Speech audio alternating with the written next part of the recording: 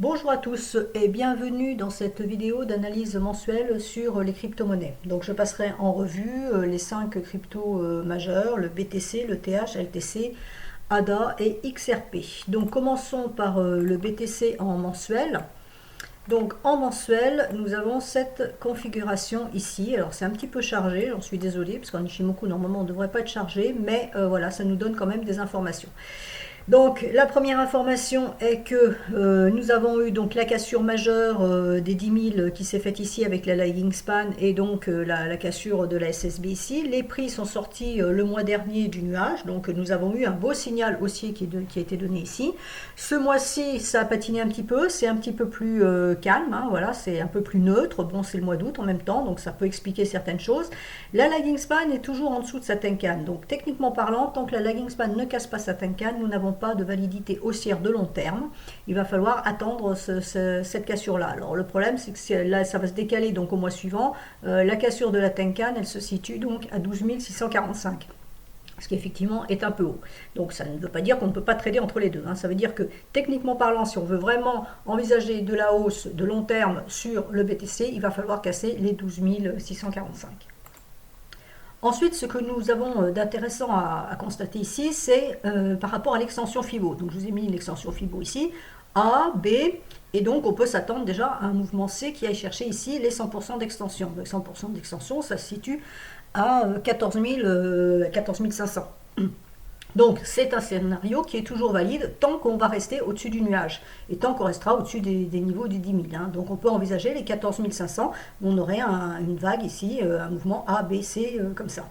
Ensuite, le dernier outil technique qui renforce cette idée-là, c'est la fourchette d'Andrews qui est ici. Donc la fourchette a été prise sur ce retracement ici et vous voyez que ben voilà, on va atteindre la médiane à peu près sur les mêmes niveaux. Donc les 14 500 sont une possibilité tant qu'on reste au-dessus du nuage. Et si la lagging span casse les 12 600, ce que je vous ai dit tout à l'heure, on est ici donc 12 000, alors on va dire 12 700 pour faire très simple. Donc dès que la lagging span casse les 12 700, on va activer à la fois le fait qu'on puisse aller chercher les 100% d'extension pour avoir cette vague ABC et la médiane de la fourchette. Vous voyez que ici, quand les prix sont redescendus, ils sont retournés chercher un niveau Fibo et la médiane intermédiaire de la fourchette d'Andrews. Donc c'est quelque chose qui est intéressant à noter. Donc pour moi, le BTC reste haussier, hein, il n'y a pas assez fait, mais il manque encore certaines validations pour avoir, on va dire, entre guillemets, des certitudes sur plus de hausse sur cet actif. Bon, pour le moment, on va dire que globalement, à long terme, on est plutôt neutre puisqu'on est entre les 10 000 et les 12 200 ici. Donc tant qu'on va rester entre ces deux niveaux-là, les 10 400 et 12 200, on va rester neutre. Et si on casse ici, à ce moment-là, on va envisager déjà ce premier scénario. Après, on aura plus quand on passera là au-dessus. Mais déjà, dans l'immédiat, on peut se contenter de ça. Donc en hebdomadaire, voici ce qui s'est passé. Hein, voilà, pour le moment, ça plafonne. Hein. Les 0,786, la d'extension FIBO, maintiennent les prix n'empêchent la cassure et pour aller chercher le niveau aussi. Donc là, ce qu'on peut envisager peut-être, c'est qu'on continue, on n'a que 2 bougies rouges, donc il en manque une troisième. Est-ce que la lagging span pourrait à nouveau venir retester la médiane ici? Alors vous voyez que ça s'est déjà fait, hein, puisque quand je mets mon curseur ici, donc sur le point bas de cette bougie-là, on voit qu'en fait la lagging span est descendue chercher ça. Alors est-ce que ça suffit? Est-ce que le test est validé? Est-ce que c'est bon, c'est acté? Et à ce moment-là, on repart à la hausse. Donc on ne pourra l'affirmer que si on casse les 12 200, c'est-à-dire les 0,786 d'extension FIBO. Si je regarde rapidement en journalier ce qui se passe, donc pour le moment en journalier c'est relativement neutre. Il y a un signal vendeur, comme je l'avais tweeté, qui a été donné ici par cassure de la Kijun, mais vous voyez que ça ne fonctionne pas. Pour le moment le signal est ici, la lagging span n'a pas passé, vous voyez que c'est la Tenkan qui est là, qui fait support, hein. Ça matérialise bien les corps des bougies, donc c'est bien ce niveau-là qui fait support pour le moment. La lagging span est en train de remonter, et à partir de demain, vous voyez qu'elle peut passer puisqu'elle a un doji. Donc mes prix peuvent monter, je chercher la Kijun. Donc là, à court terme, puisqu'on est en daily, il faut casser 11 775 pour envisager voilà, d'aller chercher donc, le niveau FIBO et ensuite plus vu ce qu'on a vu précédemment. Donc pour le moment, un signal vendeur qui ne donne rien. Hein. On est neutre, on latéralise et pour le moment, ça ne va nulle part. Alors, ETH en mensuel.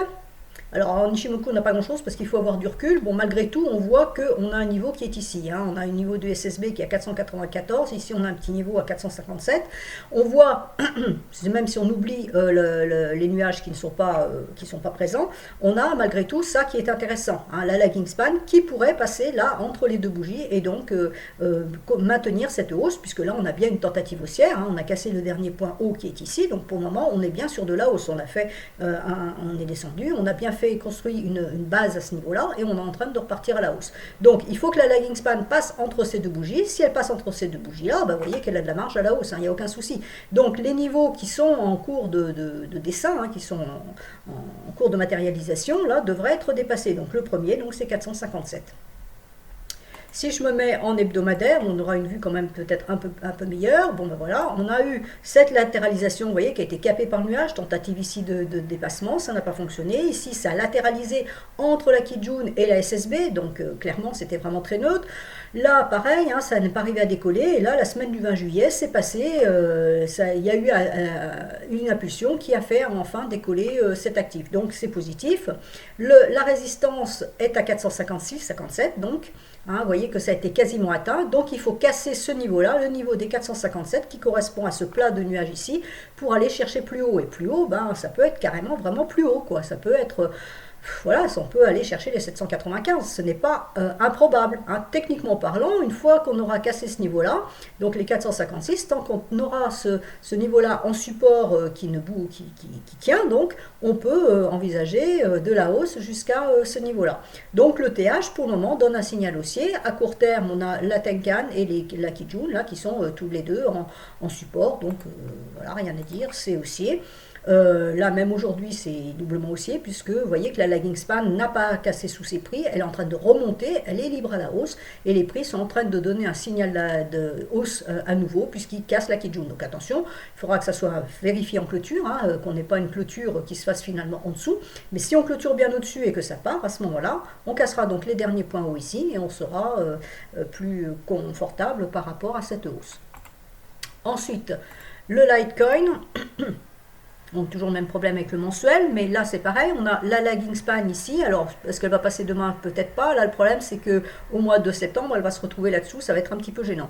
Ceci étant dit, on peut quand même envisager d'aller chercher les 83. Disons qu'on va dire que tant qu'on tient le 50-55, c'est-à-dire la Tenkan en support, on peut envisager d'aller chercher donc 83, alors attendez je le mets correctement, oui 83 en résistance. Donc pour le moment cet actif-là est un peu plus neutre, hein, puisqu'on est coincé entre ces deux droites. Donc on a une première alerte qui pourrait nous dire qu'on a envie de monter, c'est ce qui s'est passé ici, mais vous voyez que ça a avorté derrière.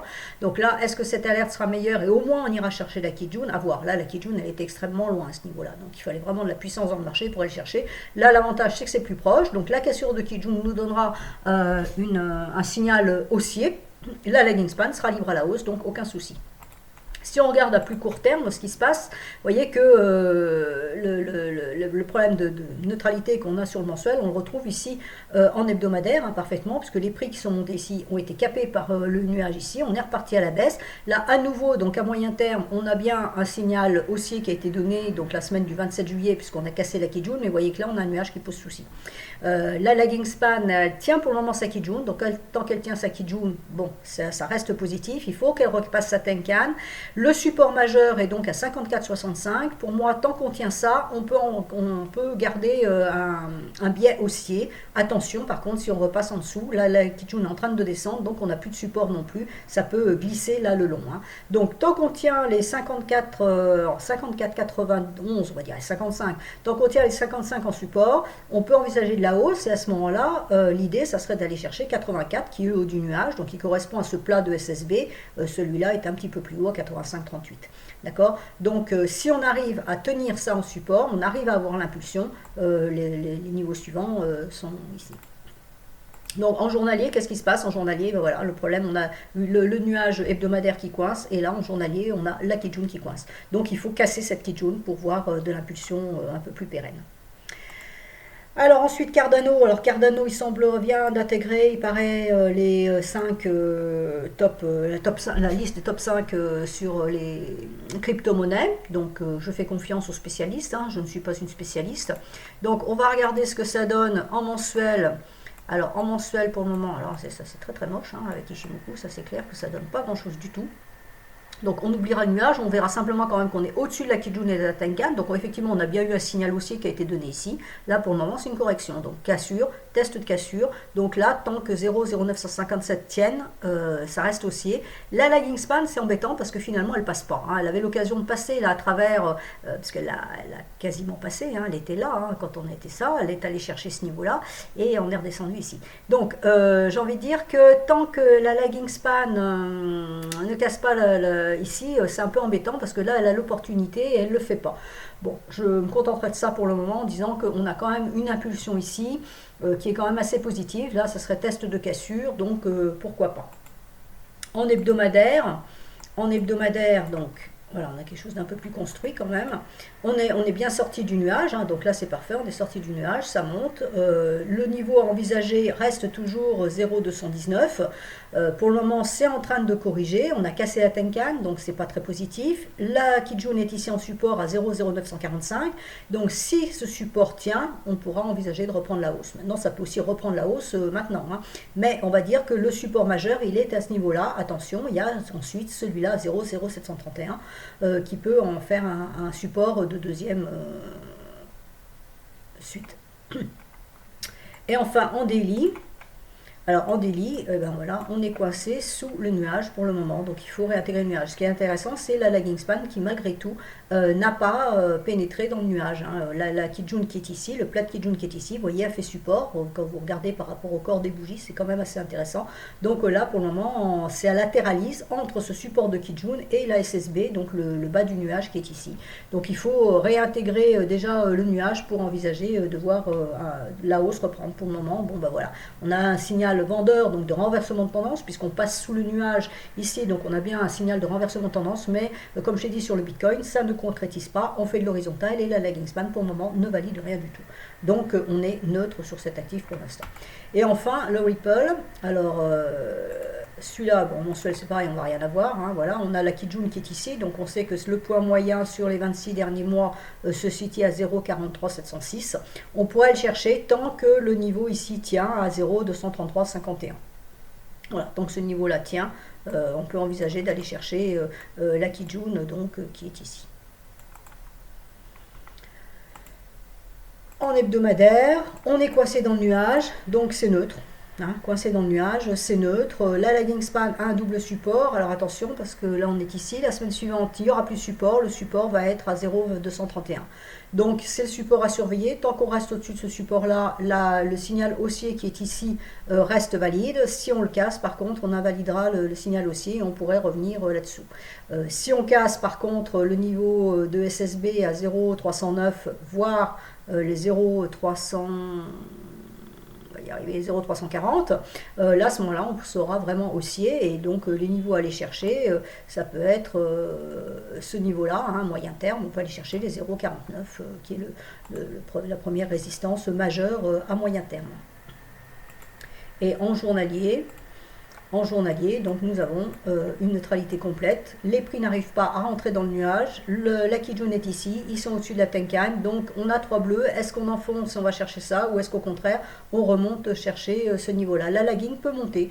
Donc moi je reste relativement positive sur cet actif pour l'instant. Tant qu'on ne pénètre pas le nuage en journalier, on peut rester positif et on redeviendra vraiment haussier, j'ai envie de dire, au-dessus de 0,291 avec la cassure de la Kijun. Voilà pour cette revenue de marché sur les cryptos. J'espère que cela vous sera utile et je vous remercie pour votre attention.